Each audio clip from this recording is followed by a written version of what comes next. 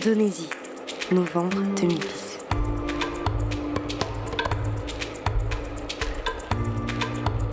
Nous sommes en route pour la ville de Bangai, chef-lieu de l'archipel du même nom.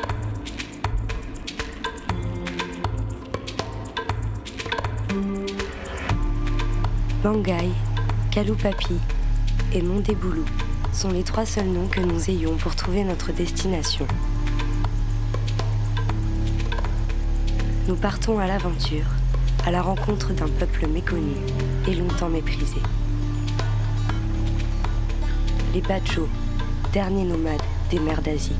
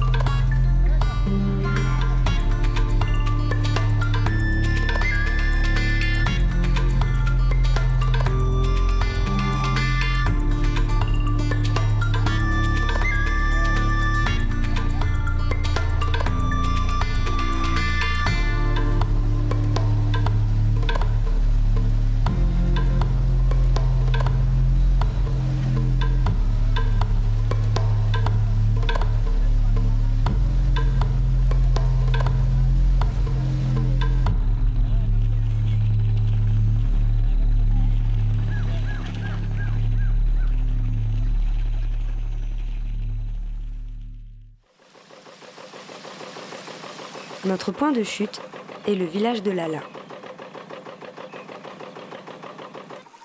Il est situé sur l'île de Bangkurung, à 5 heures de bateau de Bangai. C'est la 3e plus grande île de l'archipel, avec ses 145 km² et ses 11 villages. À notre arrivée, pas de grande cérémonie. Les habitants sont à peine étonnés de nous voir, même si leur regard traduit une certaine curiosité. Swardin, que nous avons rencontré à Bangai, nous présente à Papa Jaran, un pêcheur du village. L'échange est difficile. La barrière de la langue est omniprésente, mais l'envie de partager est bien là. Il nous accueillera durant notre séjour et sera notre guide dans l'archipel. Mama Sarah, sa femme, prépare ce qui sera notre premier repas local.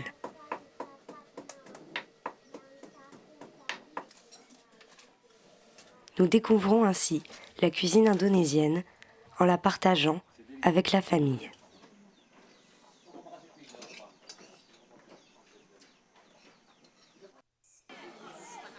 L'Indonésie est le premier pays à majorité musulmane au monde. Nous avons la chance d'assister à la fête de l'Aïd al-Adha, qui célèbre l'achèvement du pèlerinage de la Mecque. Toutes les familles du village se sont réunies pour l'occasion, des plus grands aux plus petits.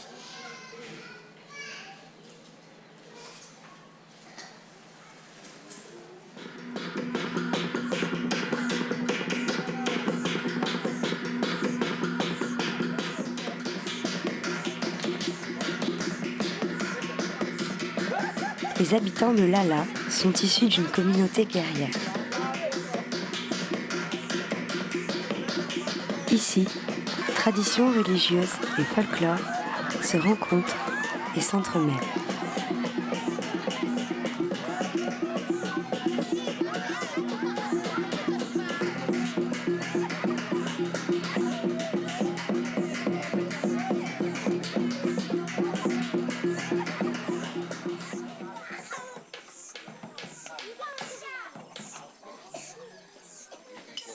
les fidèles doivent apporter des offrandes animales pour rappeler le sacrifice d'Abraham. Le tiers de la viande est distribué aux pauvres. Le reste est mangé en famille.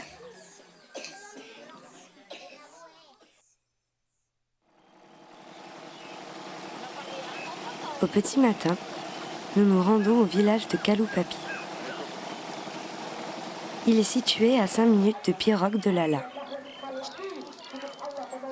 On y trouve le marché le plus important de l'île, qui se tient tous les mercredis.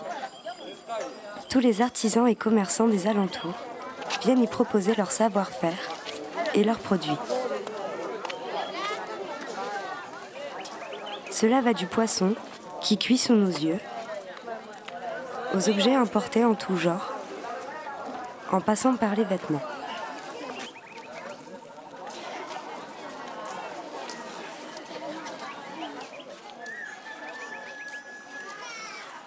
On y trouve également de l'essence en libre service, mais sans pompe.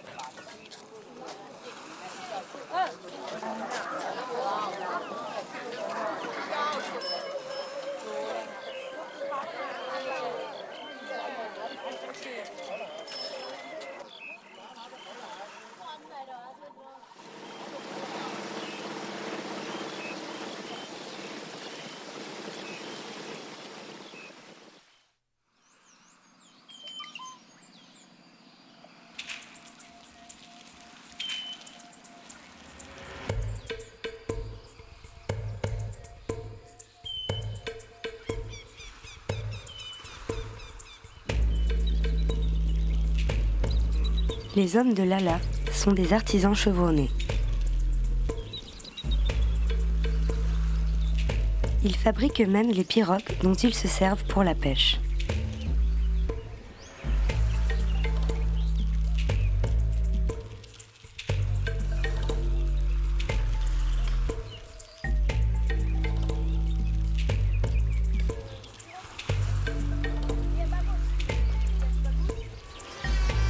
Le bois qu'ils utilisent est appelé l'Ekeson, en dialecte bangay. Un savoir-faire ancestral transmis de génération en génération. Les outils ont changé, mais la méthode est immuable.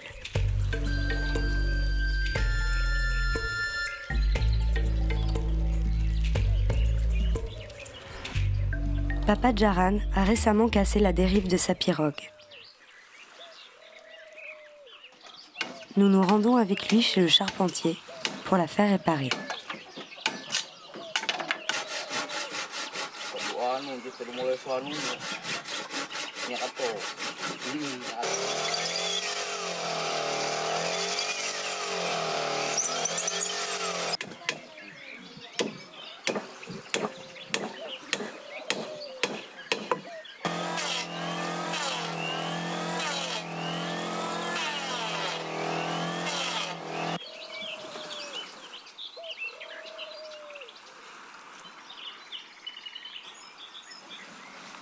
Après un coup de peinture, cette pirogue sera comme neuve, prête pour une nouvelle virée en mer.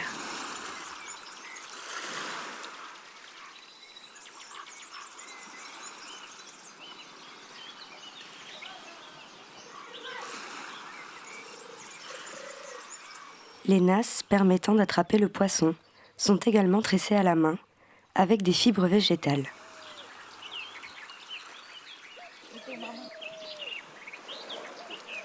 Les pêcheurs y placent des charognes pour appâter les crabes et autres crustacés carnivores.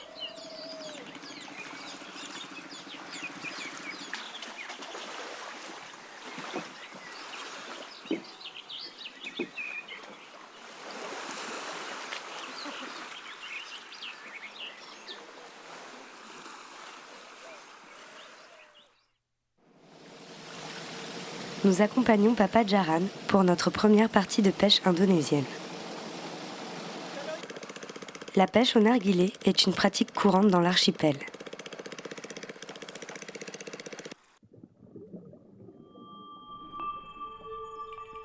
Les pêcheurs utilisent un compresseur à essence qui envoie de l'air à travers un tuyau.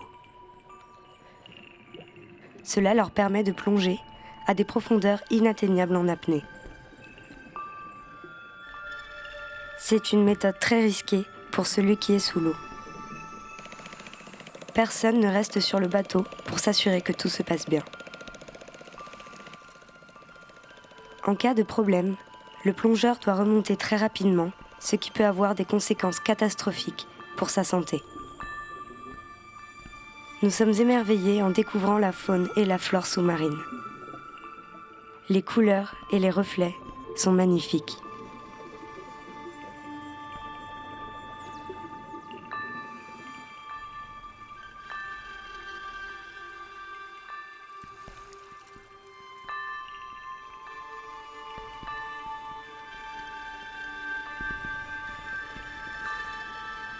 L'Indonésie est le plus grand archipel du monde.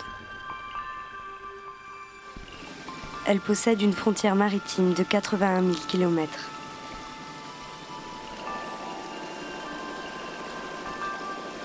La pêche est donc un secteur d'activité primordial. Elle rapporte environ 1,5 milliard de dollars chaque année, faisant du pays le 4e plus grand producteur de poissons au monde.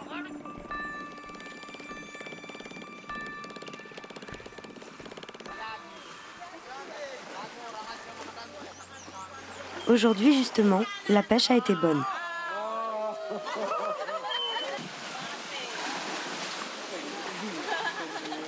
Dès leur retour sur la terre ferme, les hommes trient le poisson.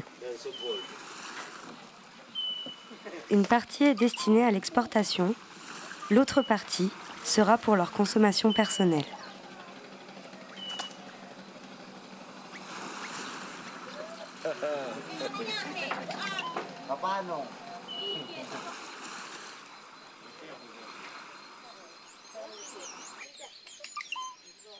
Scène courante au village de Lala. Les villageois ont eu vent du retour des pêcheurs. Ils viennent acheter leurs poissons frais.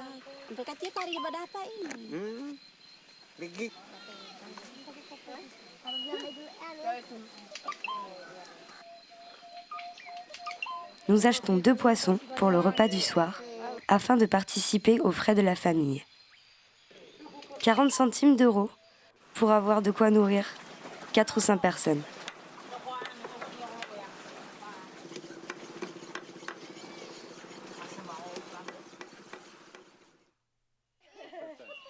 Nous sommes conviés à un mariage. Tout le monde a un rôle à jouer. Les villageois préparent un repas particulier pour l'occasion.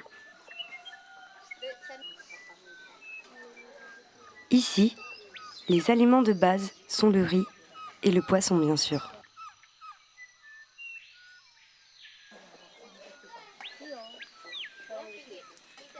Cette fois, on trouve aussi des nouilles, mais surtout du bœuf et du poulet. Des mets extrêmement rares et coûteux en Indonésie.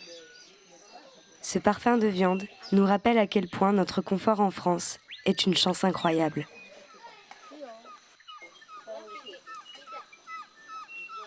Nous apprécierons ces plats différemment cette fois.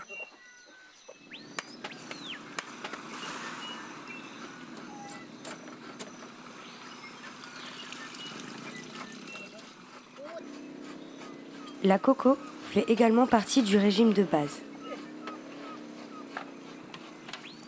On la cuisine de toutes les manières possibles, pour notre plus grand plaisir.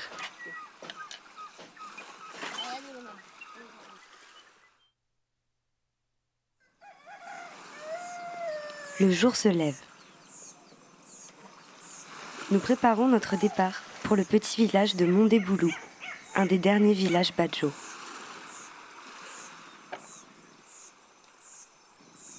Il est temps de quitter le village de Lala pour de nouveaux horizons. Mondeboulou se trouve au beau milieu de l'océan, à 1 heure de pirogue de la première île. Un groupe de dauphins nous escorte une partie du voyage. C'est avec émerveillement que nous les observons jouer et nager à nos côtés.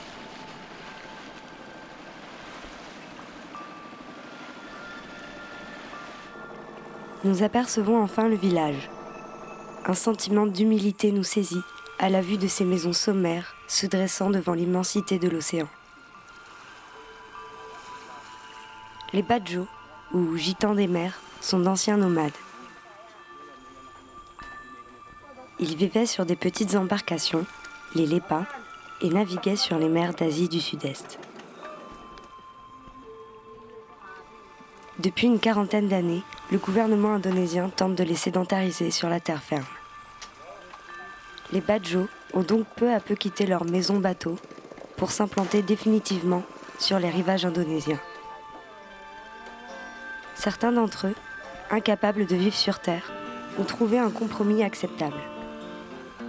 Ils vivent les pieds dans l'eau, dans des cabanes sur pilotis, entre ciel et mer.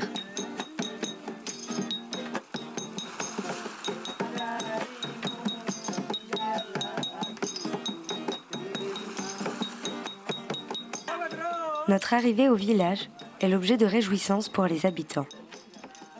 Coupés de tout en temps normal, c'est l'occasion pour eux de nous faire découvrir et partager leur culture avec les moyens du bord.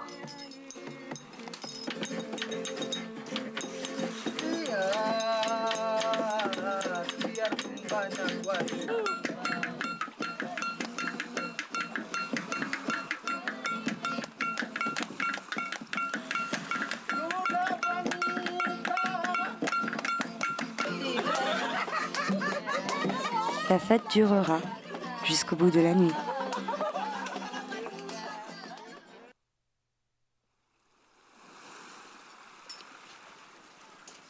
Nous nous levons au petit matin, épuisés de la veille, mais pleins de curiosité.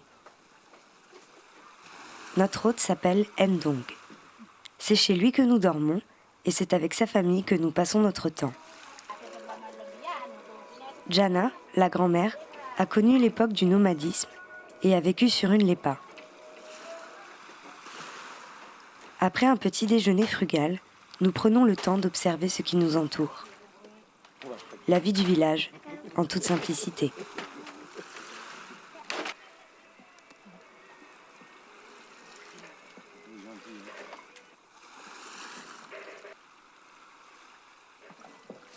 Sanitaire et même salon de coiffure, tout y est.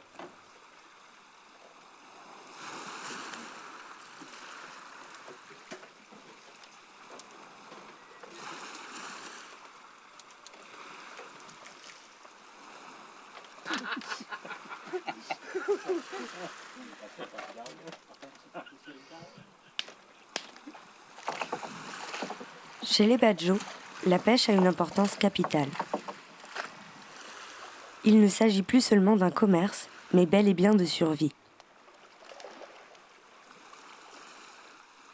Coupé du monde, le poisson est l'une des seules sources de nourriture accessible et leur unique source de revenus. Les pêcheurs étirent leurs filets grâce à 2 pirogues et à des piquets plantés dans le sable.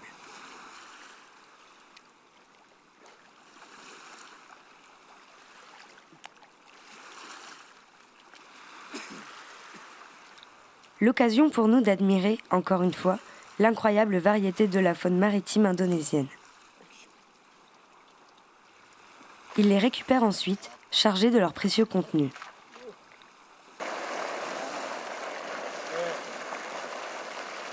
Nous sommes impressionnés par le nombre de poissons qui se sont laissés piéger en si peu de temps.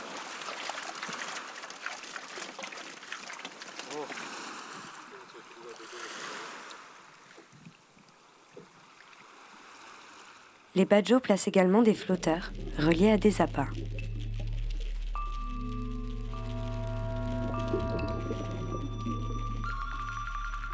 Ils les laissent poser toute la nuit, puis viennent récupérer leur prise au matin.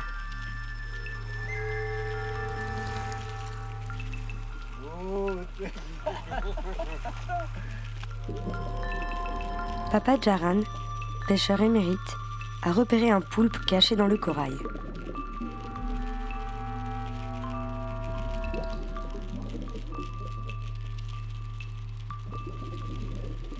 Sans hésitation, il plonge le bras dans l'antre du mollusque et finit par triompher de lui. il a du mal à dissimuler sa joie. Le kilo de poulpe se vend à 2,70 € dans les marchés alentours, et celui-ci est de belle taille. Nous rentrons au village après cette pêche miraculeuse.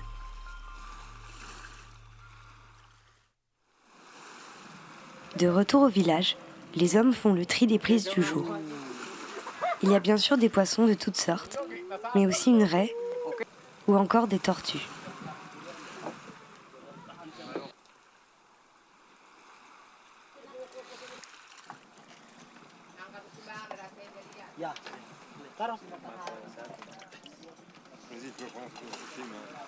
Chaque prise est pesée en vue d'une prochaine vente. Tout est récupéré.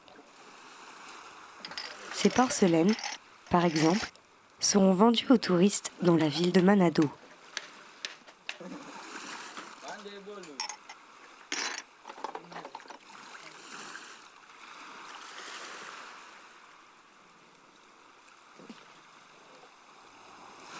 Les poissons sont donc triés, écaillés, découpés, salés, puis mis à sécher quelques jours au soleil.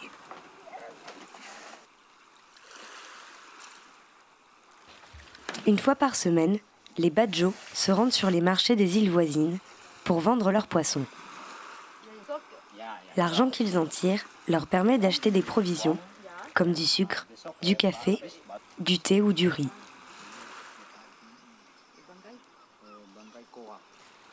Les habitants finissent leur tâche par la préparation de la pêche du lendemain et des appâts qu'ils iront poser le soir.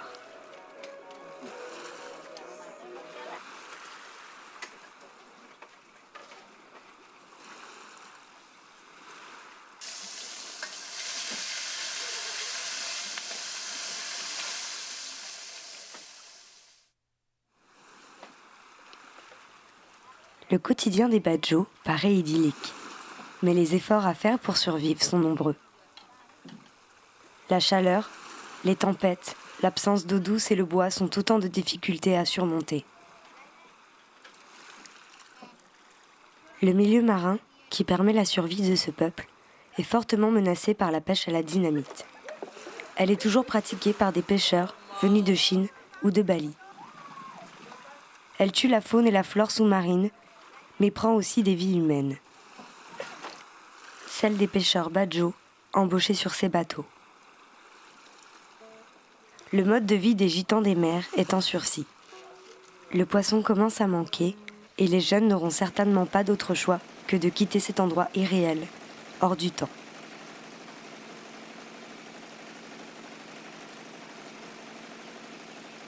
Nous repartons en direction de Lala, la tête pleine de souvenirs impérissables. Mais avant, nous avons bien besoin d'une douche.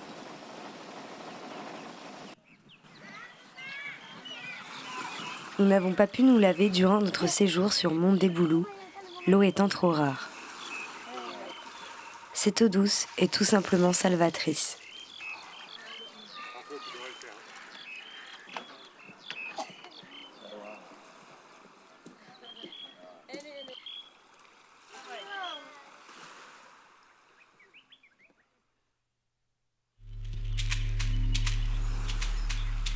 Le soleil est de plomb. Même Papa Djaran, pourtant habitué, est assommé par la chaleur.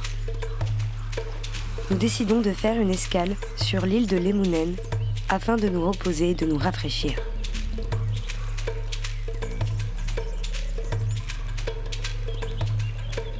L'île est vraiment magnifique. Les paysages qui la composent semblent sortis d'une carte postale.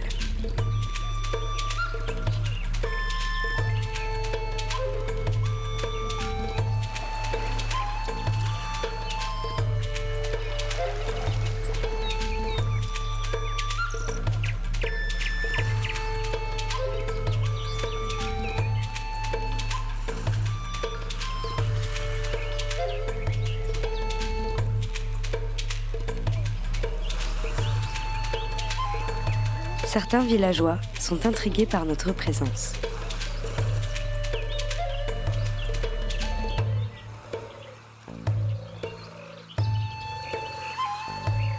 Les autres continuent de vaquer à leurs occupations quotidiennes.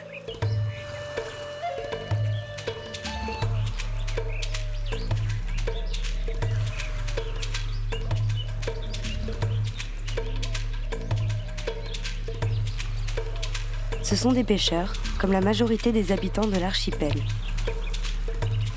Et d'anciens badjos qui plus est.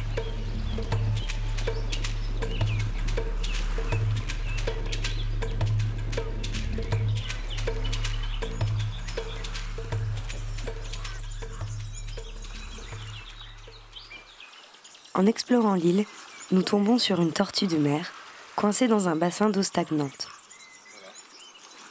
Ces reptiles rejoignent les plages pour pondre. Papa Djaran décide de la prendre pour l'amener dans un endroit où l'eau est plus claire.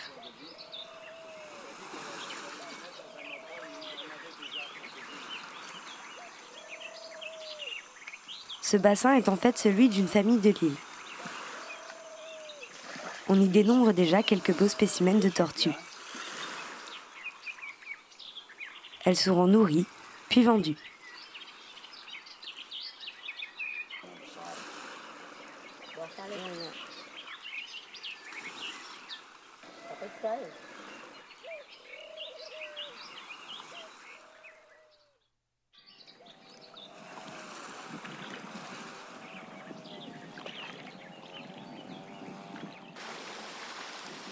Nous reprenons notre route pour Lala, rassasiés et en forme. Sur le trajet, nous tombons sur un étrange dispositif. Nous naviguons entre des bouteilles en plastique qui servent de bouée pour la récolte d'algues. Elles sont fixées sur des cordelettes tendues entre chaque bouteille. Leur récolte se fait à l'aube. De ces algues est extraite une gélatine utilisée en cosmétique ou en agroalimentaire.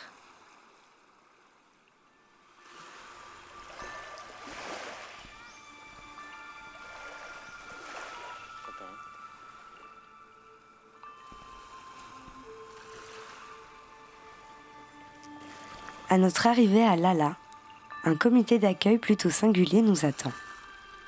Un groupe d'enfants qui veulent déjà ressembler à leurs parents. La relève en somme.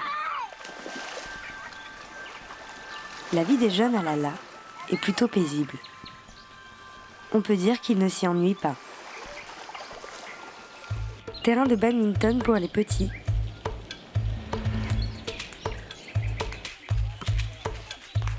Et parties acharnées de volley-ball ou de football pour les plus grands.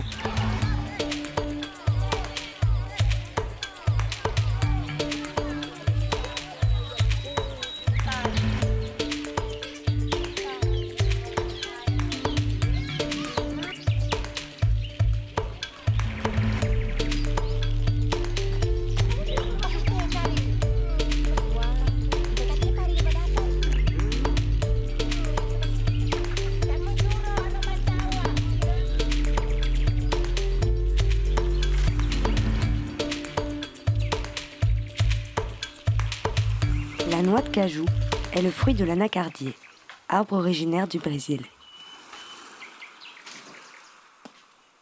Au centre de la noix se trouve une amande, principal produit utilisé de ce fruit. Elle se consomme telle quelle ou cuisinée.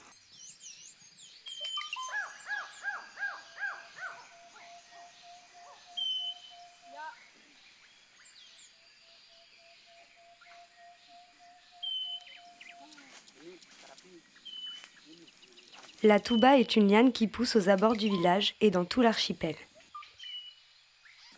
Les habitants l'utilisent à la pêche car elle endort le poisson qui devient alors une proie facile.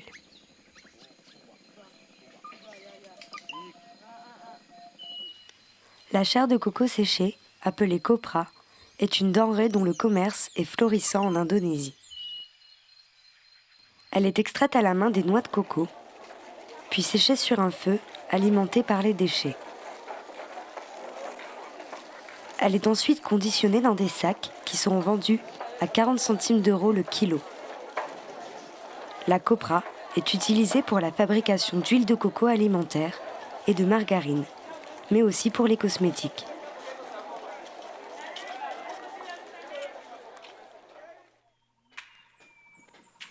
Papa Jaran nous emmène à 2 km du village, voir le seul forgeron de l'île.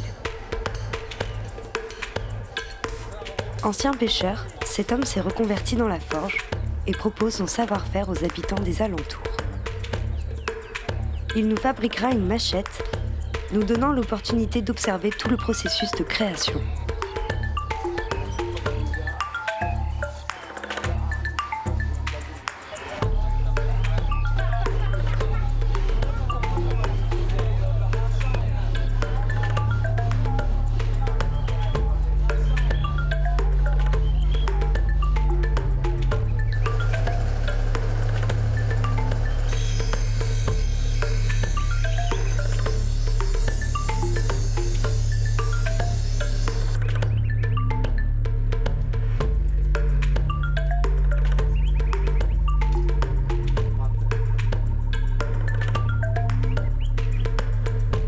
Le forgeron travaille aussi le bois. Il nous a fabriqué ce fourreau orné d'une tortue, symbole de longévité.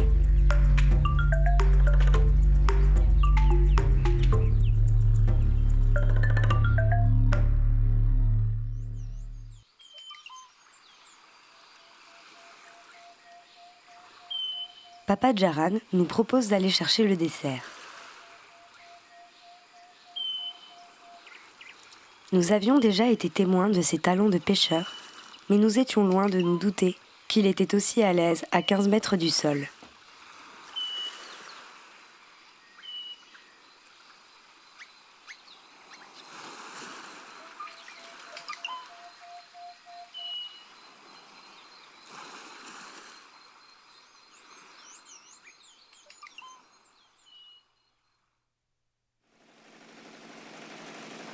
Le soleil se lève.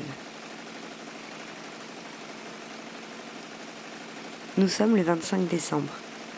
Ce sera la dernière journée que nous passerons avec les habitants de Lala.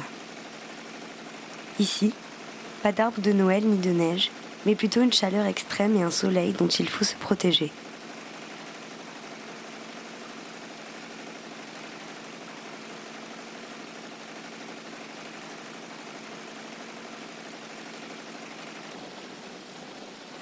Nous nous dirigeons vers une petite île non loin du village, afin de profiter au maximum de ces ultimes instants ensemble.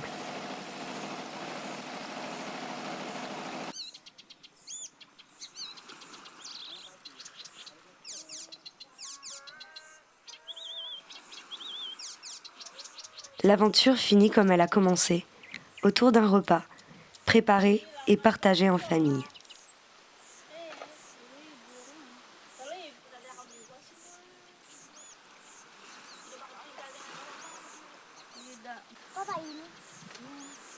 L'échange est beaucoup plus facile désormais. Nous prenons plaisir à nous remémorer les événements qui ont fait de ce voyage une expérience inoubliable. Des rencontres,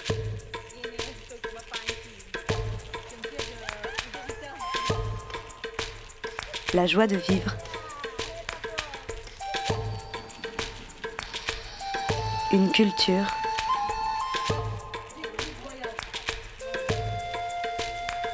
des échanges,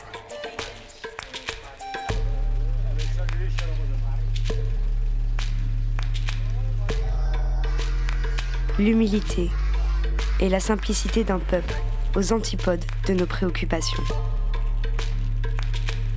Nous repartons vers notre quotidien, un peu différent, après ces quelques semaines de rêve éveillé.